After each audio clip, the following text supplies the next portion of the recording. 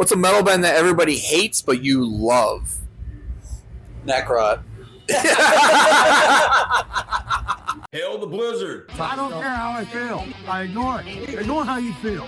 But what's a great metal band but with a really horrible band name? I love the band, but that has got to be one of the dumbest names I've ever heard in my life. Oh, someone spilled water in my fat bag of weed. Some bands that are canceled now and shit. Fuck metal. What is up, everybody? Welcome back to the Blyzzrd Live. Today, I'm here with Necrot.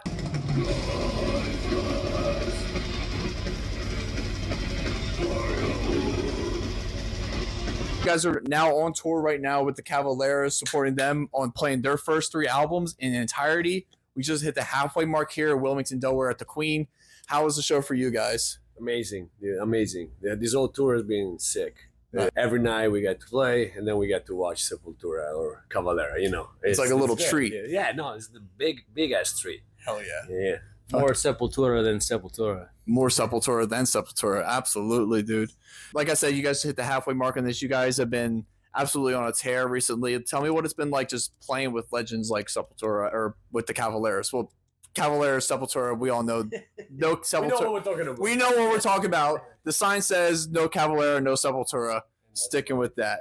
So what's it been like playing with these just 2 legends with the Max and Igor? To me, it's like unbelievable. You know, we've been on tour with big bands in the past, like the Cannibal Corpse or the Waste or Morbid Angel, but like, you know, I never thought something like this could happen, sincerely. And like, especially with them playing like Schizophrenia, and like with them playing like the old stuff, Bestial Devastation. And like, I never thought I would even get to watch that show.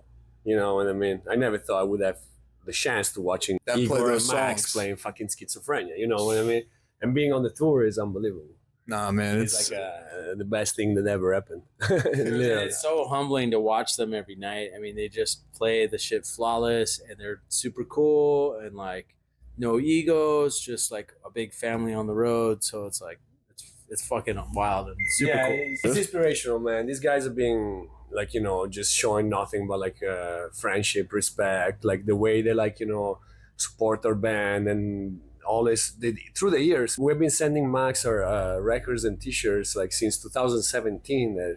His son Zion hit us up and he was like, hey, can you send me some stuff for Max? He really likes your band. And we thought it was like a fake profile. Someone you know, yeah, like someone's trying to get a free record here. Yeah. No, it was true. And like, you know, like catfishing for Necrot records. We've been wanting to meet Max and Igor for years, and now we finally got to meet them, and like they're such cool people. You know what I mean? It's so rad when that happens. Like you were saying too, it's just no egos. Everybody's just down to earth, and you just want to go and just play pure good metal. It's all about just metal. You know, they love it. Max loves metal so much, and you can tell that he's having so much fun, and like, you know what I mean? It's sick. So Cavalera is about to go on like right now. You probably just heard Max screaming in the background.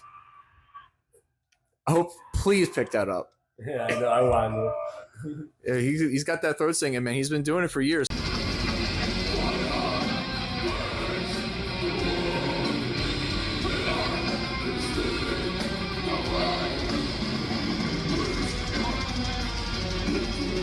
So let's talk about Lifeless Birth. It came out last year on Tankrine Records.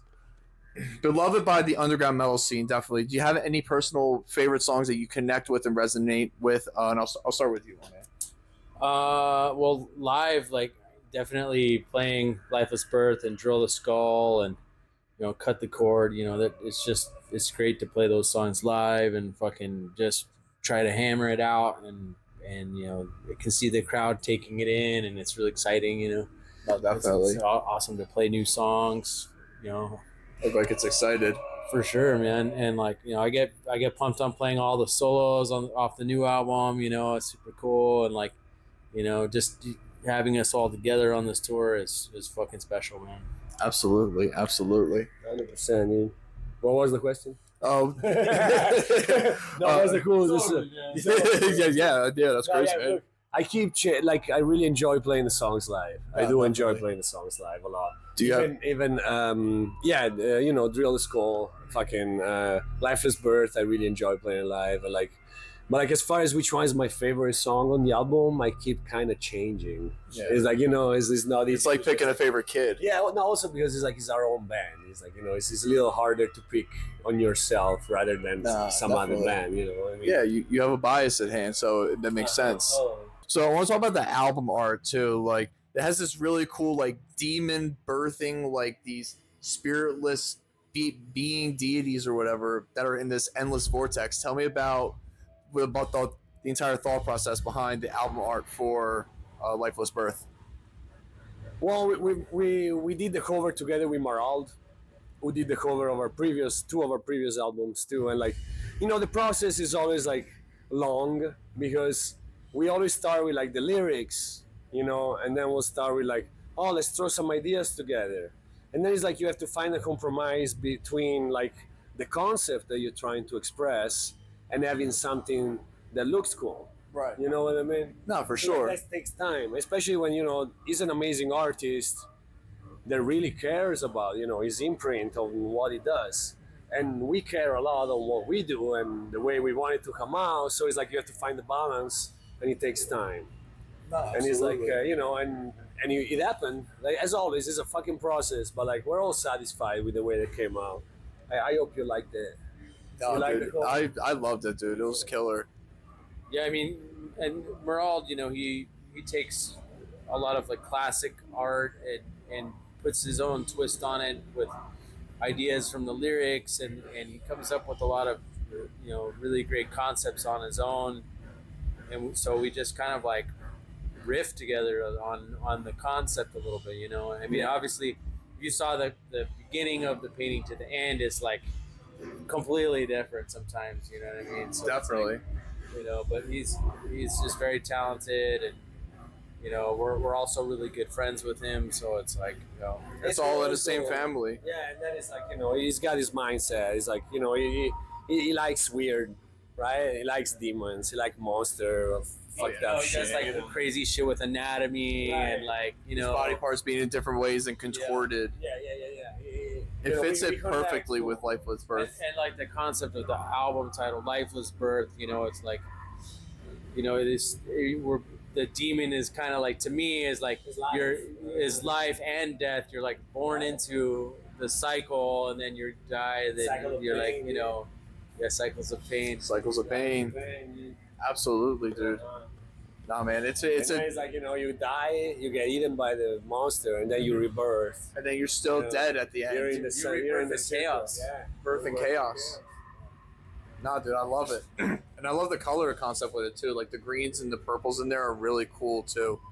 It's like absolutely just killer shit. Yeah, we wanted to go a little weird with the colors. Oh, yeah. Okay. Very just different in a sense. Yeah, Because right, like the right. last one was much more, a little bit more warmer colors, a little bit purple, red, purples and reds and oranges. This one just felt much more just grosser in a sense. Yeah. And the greens and the yellows definitely added to it. Hell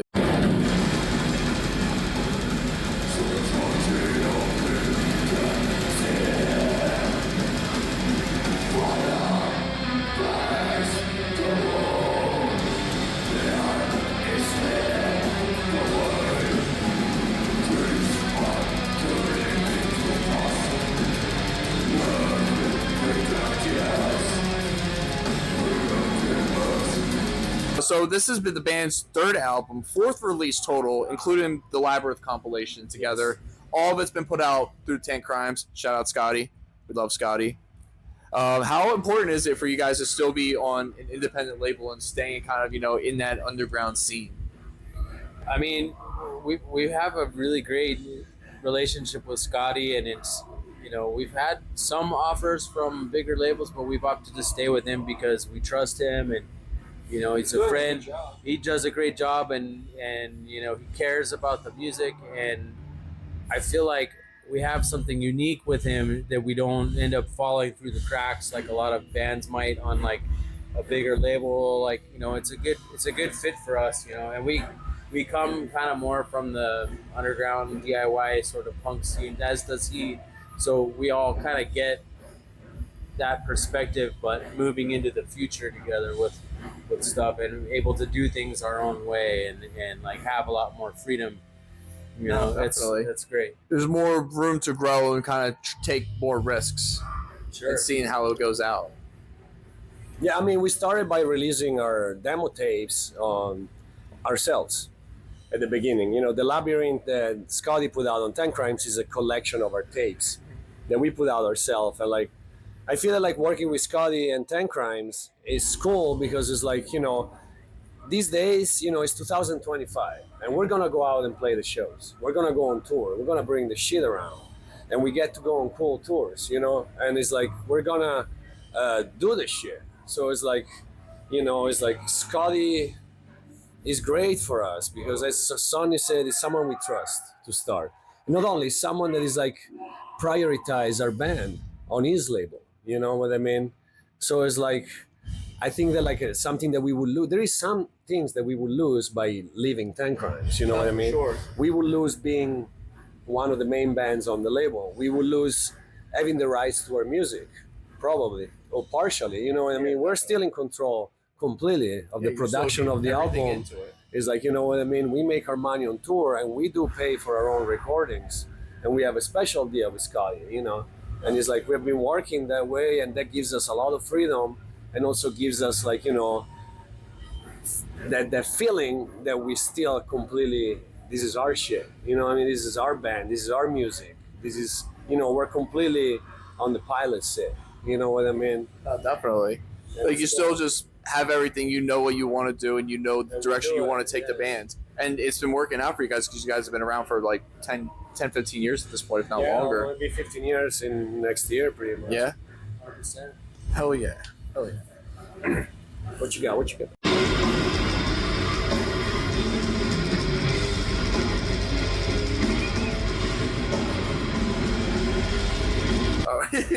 This one's actually a fun one for you, Luca.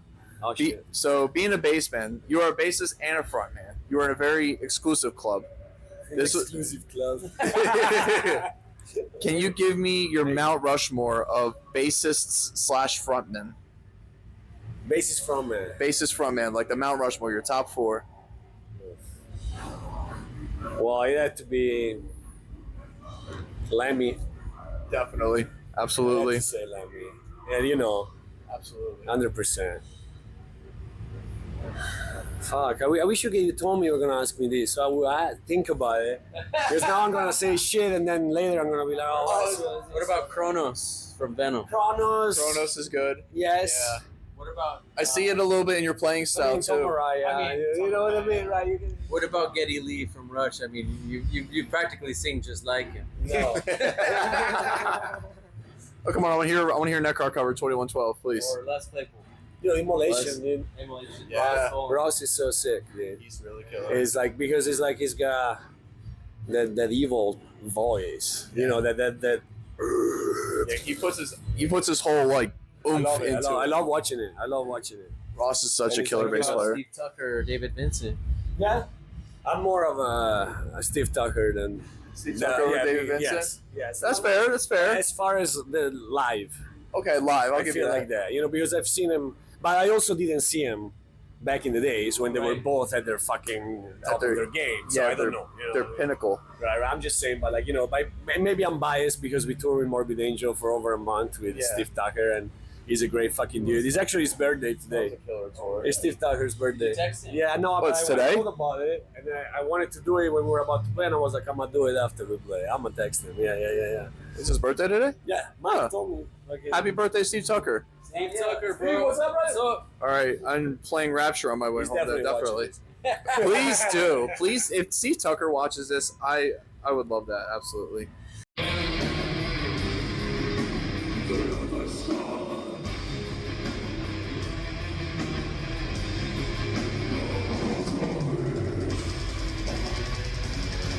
One of my favorite songs on it is the closer, the curse, because that's like it's kind of repeating this theme of like these long magnum opus sort of like album closers where it's like 8 minutes long.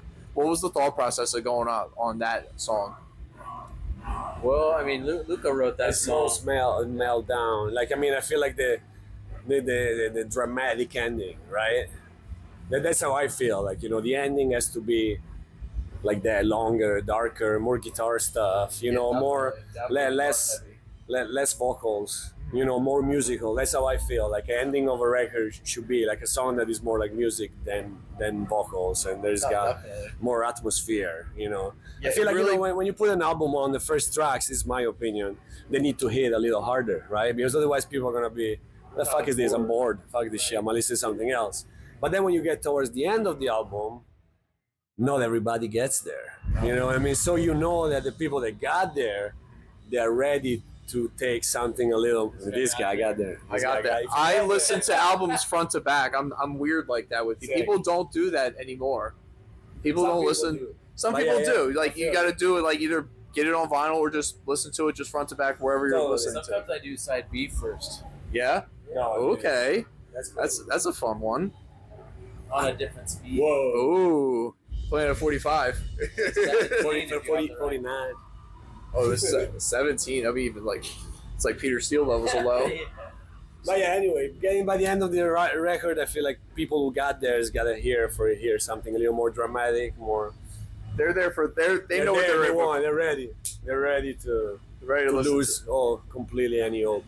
Yeah, it like kind of spirals downward, like too. Like it kind of like ends. It gets with this, darker. Gets darker and deeper. If you were to take mushrooms or something, by the end of the album, you might be coming on right when the curse starts to play. Yes. Oh, yeah, I remember that. I like that. You get more introspective and desperate. Oh, definitely. Because you need to learn something from your trip. Oh yeah, definitely. You need to learn to look Can't a just full take verse. You have to ask the question. Yeah. You might get the answer, or you might get the curse. Or you might not like what you hear. I like what I hear. I'll tell you that. I like what I hear. Awesome. Yeah. All right, what else do I got here for y'all? So, being on tour. Look at my Necrot socks. Oh yeah, there we go. Oh yeah. This is the cover of our first demo. Oh, that's It's tough. super badly made, but it's supposed to be. Oh, so obviously, it's the first one. Just being on tour for years. What do you think is one of the biggest lessons you've learned since you played your first show versus the last show you just played? Learn how to be consistent. Consistency. Yeah. I like that. It gets better. You know, that's how I feel. It gets better. It's like, you know, it's like the first time you go on tour, you suffer a little bit, you know, because you're like, you're not prepared or whatever, you know, you stress out more of like, oh, I'm gonna fuck up, or I'm gonna lose my voice, you know, things like that. So you build confidence, right? So consistency and confidence, I would say, then you get to a spot where you're like, you know exactly what you're doing, you know how to prepare to, you got your routine before the show, you know how to have your shit, you know, even your equipment gets more and more organized, because it's like, you know, people like us, we started with like, you know, everything fucked up, throw everything in the bag and fucking go, you know, and then all your shit gets broken. Like, then you know, get a case. Like I say, you finally got a case. You know? Finally got a case. No, but you know what I mean? It's like, you start, you know, I'm talking about when we start. You know, initially you just go, you get drunk every night. You're still throwing stuff in a bag. I'm still throwing. Let's just put a couple hefties over it. It's the thick one. It's a nicer put now. Like, you know, I put them in the hard case for a man in the bag. Before it was just dip in the bag. It's just who cares? Just throw it around. It don't matter. No, absolutely. So yeah, confidence, dude. Confidence that you can. Confidence is big. And go on stage and fuck everything up, and you know, just fucking shred it. You know, I think that's what you learn from doing it a lot, and with the same people. You know, I mean, it's also you have to have the confidence to show off in front of people. You know, it's like just sometimes, you know, if you overthink it, you know, you learn how to just go for it and just give it your all. You know. Definitely. At least for us, you know. You guys have been absolutely like killing it with since then. Yeah. When did you see us the first time? My first time seeing Necrot was PlayStation Theater. No way. At the Cannibal tour with it was me and my buddy Dave's first time ever going there to that venue, because it was my first time seeing Cannibal, first time ever in New York. It was with you guys and Blood Incantation opening up, and then Morbid Angels on, because that was Morbid Angels' last date on that show, or Cannibal's last date on the show, because then it was Immolation. Then it was Immo. Yeah. They played Philly the next day, but I didn't go to Philly show. I went to New York for both of those days. But No, dude, seeing how you guys even were then back in 2019 and seeing how much you guys take control of the stage now is just remarkably insane and really just shows your guys' growth as musicians and just people. Y'all have been truly been killing it. Definitely. Like, y'all have been absolutely just putting out just masterful death metal, and I love it. It's fantastic. So, closing out the interview part of this program or whatever we're calling it here. I don't even know what the fuck we're calling this shit. The show. What can we expect for the rest of 2025? I know you guys just are still doing stuff with Lifeless Birth, but what can we expect for the rest of the year? Well, we're gonna try and play some more shows. Probably we're going back to Europe and play some festivals and stuff. See if Famade 2 comes up. Milwaukee Metal Fest. Nice, Milwaukee We've Metal. got a festival in Colorado coming up. Maybe two. Maybe 2? Yeah. Word? Euro Run that will be announced at some point. More stuff. Yeah, just more touring and more chances for people to see Necrot. Nah, y'all have been just touring consistently and have been absolutely just killing it. I know you guys did your Lifeless Birth tour last year with Bat and Street Tunes and Phobophilic. That was killer. Oh, yeah, dude. That was a really great show. That was a great time. Great tour, great package. Just everybody's familiar with each other and just homies. How sick is Street Tunes? Street Tunes is pretty good. Yeah. They're really good. My buddy turned me on to them before the tour because it was like, I think they were doing like split dates or whatnot. They were like picking up after like a regional thing, but Street Tunes is dope. Everybody go check out Street Tunes, please. And Bat, they were on there too. Carbonized Records. Carbonized Records. There you go. Carbonized Records has been doing some really good stuff. Because there's this one band. Guaranteed. Good shit. They have Shout out to Chad, our drummer. shout out Chad the drummer. Hey, Chad. Hi Chad. I wish we were here, but it's okay. Next time. Maybe. He's listening to Cavalera right now. You can't blame him. I mean, we should go do the same, probably. Oh no, absolutely. We're going to next. I told you. Hello. Get in the mix. We were just talking about Chad. Oh no. Get in the mix. Well, all right. What's the question? There's some. All right, just put Chad on the spot real quick. All right, Chad. Hi, Chad. I'm Liam, by the way. Nice to meet you. Pleasure, man. Should I ask you some questions? Because you came in late. No problem. All right, fine. Yeah, I'll ask some questions. favorite food? So, do you like apples? So how's the Cavalera tour been for you? I was telling them at the beginning, like, you guys have been on a tour now. It's the halfway mark. How has this tour been for you? It's been amazing. Getting to tour with the Cavalera brothers and Dead Heat, it's been fucking sick. I mean, getting to meet everybody and the Cavalera crew, all been super cool. Like, I mean, we've been corresponding with them for years, and so it's kind of like a crazy full circle thing to like actually get to tour with them and meet like a huge influence for Necrot, because like Schizophrenia influenced us like completely. Like it had a huge impact. Yeah, it's one of the main. One of them. Yeah. So that specific album. So being on the tour of that specific album is so sick. yeah, Absolutely. it's really sick. I mean, just getting to see them play these songs every night and just crush it, and it's been. Well, I don't know. It's just kind of like it blows my mind every time I think about it. So yeah, it's been fun. Hell yeah. Especially for you, because you're a drummer and you see Igor play these songs live too. It's probably so got. sick. No, I mean like just watching him like crush it, like song after song, and like not like fucking getting like slow or calming down. It's just like the intensity is there from start to finish. It's like it's very inspiring to watch. Hell yeah. Hell yeah. You probably hear him like playing through the background right now on the mic. Yeah. Yeah. Yeah. It's fucking hard hitter. Sounds like we got to get out there and go check out some Cavalera. Yeah. Absolutely. That'd be sick. All right. So thank you guys for watching. We're wrapping it up here. Make sure you go pick up Lifeless Birth out now via Tank Crimes. Go follow Necrot everywhere. You guys have anything last things you guys want to plug? Any personal socials? Any projects you have coming up? Thank you for doing the interview. Follow Necrot on Instagram. Yeah, come to the shows. Come to the Buy the shows. merch. Buy the merch. Oh yeah. See you in the next city. See you guys in the next city. Thanks again for watching. Make sure you guys like, share, comment, subscribe, and I'll see you guys on the next video. Carbonize, subscribe. Perfect.